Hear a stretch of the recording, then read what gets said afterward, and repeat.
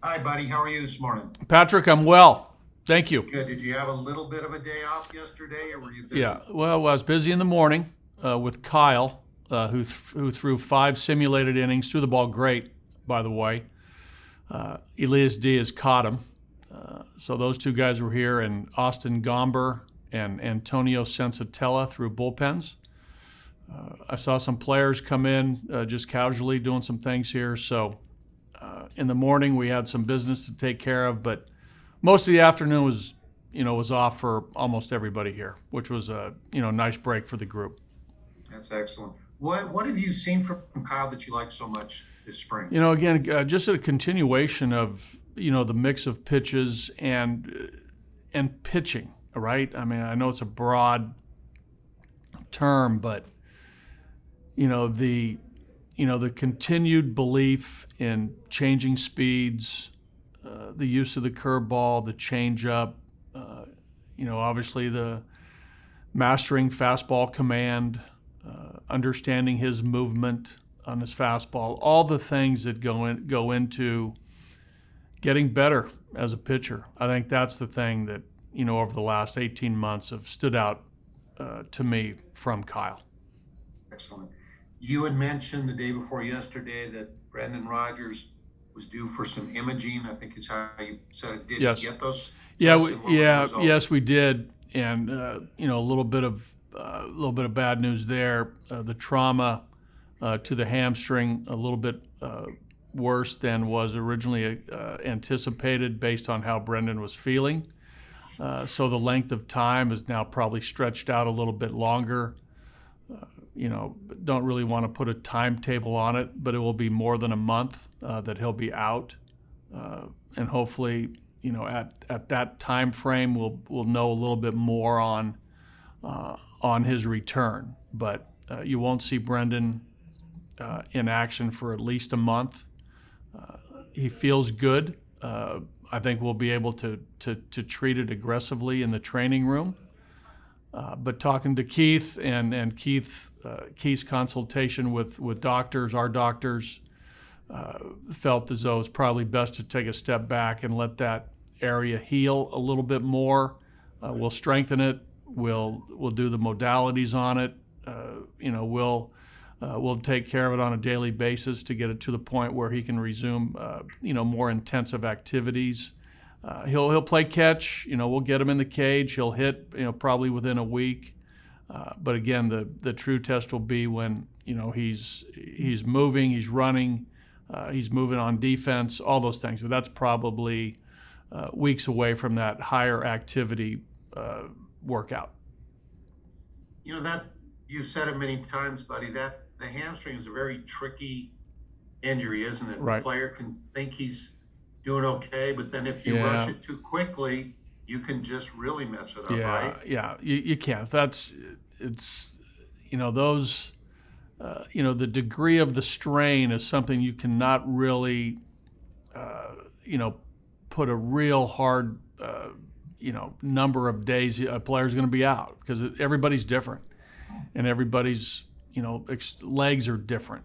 So there's some broad base numbers that weeks or days you can put on certain types of hamstring strains, but they're different for everybody. And I know that with Brendan, he had the hamstring issue last year in alternate camp.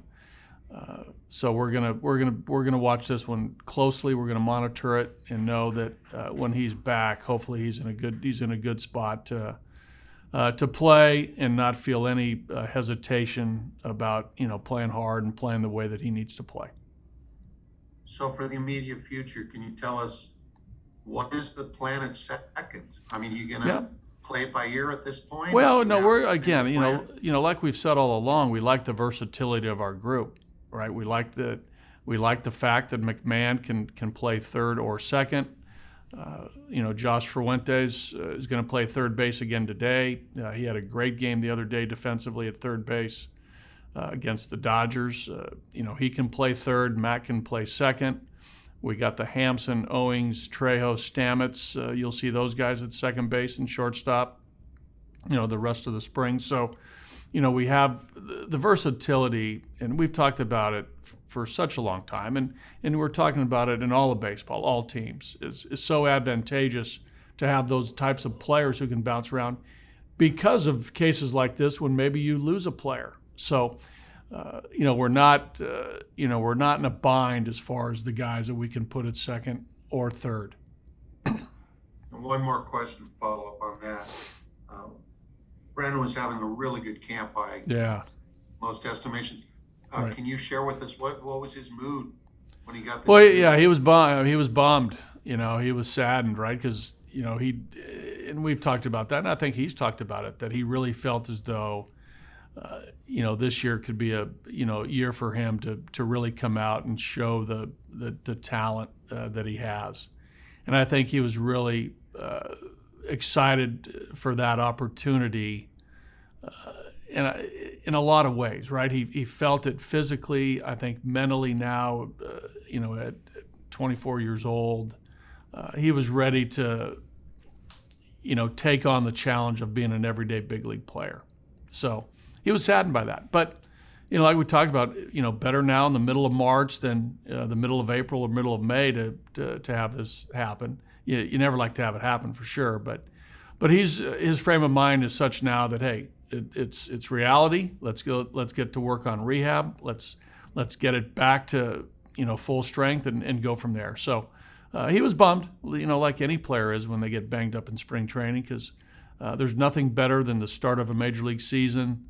Potentially being on an opening day roster and maybe potentially starting opening day. So, but every player's path is different to becoming a big leaguer, and there's a lot of hurdles and roadblocks for some guys along the way, and this is one of those for Brendan. And I have one more, and then I'll shut up. Because I have not been down there for a while, so I haven't seen the guys up close and personal.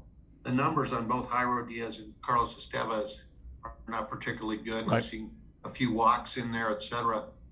Are you concerned at all about those two? No, long term, no. I think that with Carlos, we're working on a couple things with Carlos that, without getting too detailed, a little bit about his pitching style, a little bit about pitch design that he's working on. So I think some of the numbers are indicative of how, he's, what we've asked him to do and what he's wanted to do the last couple outings. Jairo, the last outing was atypical of what we've seen from him overall. The 3 walks is, obviously in any situation is not advised, but, I think Jairo is going to be fine. But you don't like to see that from any player, but again, I think you got to look at it as spring training and guys working through some things. Okay, thank you, buddy, for all the answers. Yeah, you got it, Patrick. And if Very you want one more, I'm here. Okay. Go ahead, Pat. Hey, buddy, thanks for taking the time. Really appreciate it. Got to ask you just off the bat, how far do you have San Diego State going in your bracket? I think I have them going all the way to playing the Houston Cougars, and then maybe getting upended there. So a couple wins, at least going into the Sweet 16. Pat, we need Mitchell, Shackle, a couple of those senior players to take some of those young guys into Indianapolis and play good basketball. Zags winning it all? In one of my sheets, yes, I do have the Zags going running the table. That's all. Hey, that's a good pick. Can't go wrong with that. Yeah. Hey, back to baseball for a second. How much does spring performance dictate the next step for players like a Bent Bowden, or do you have a path you want him on, and do you want to stay true to that? Not specifically just him, but a player like him. Well, I think I tell players all the time that every day is a test, whether it's a spring training game or a World Series game. That competition, tells a lot. So, players determine their own fate through their performance, and whether it's in practice, whether it's in games, and it's great to see guys, competing, because every day is being evaluated, every day is being critiqued, whether it's a bullpen session, whether it's infield practice, you name it. We're looking at things, and there are indicators that show up even in practice and in spring training games that are both good and bad. And you log those. You take mental pictures. A lot of these things are logged on paper. So, we track everything. Thank you. All righty, next we got Bill Ladson. Go ahead, Bill.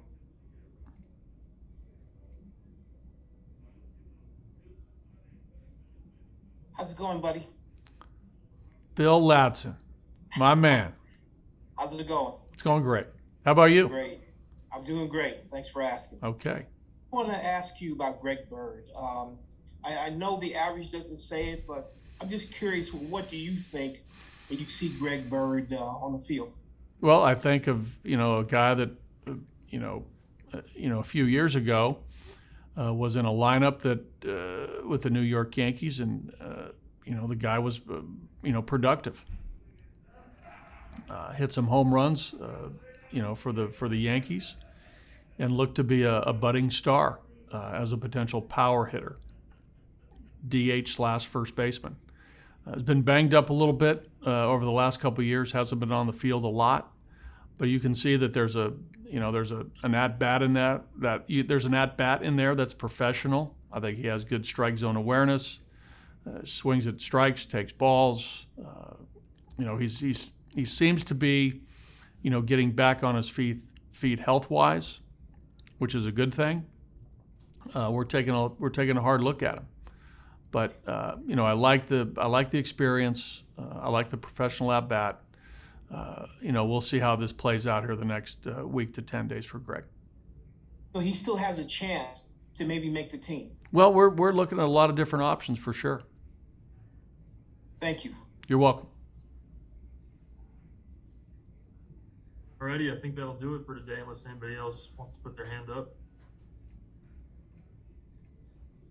I think we're good. Thanks, buddy. Okay, thanks.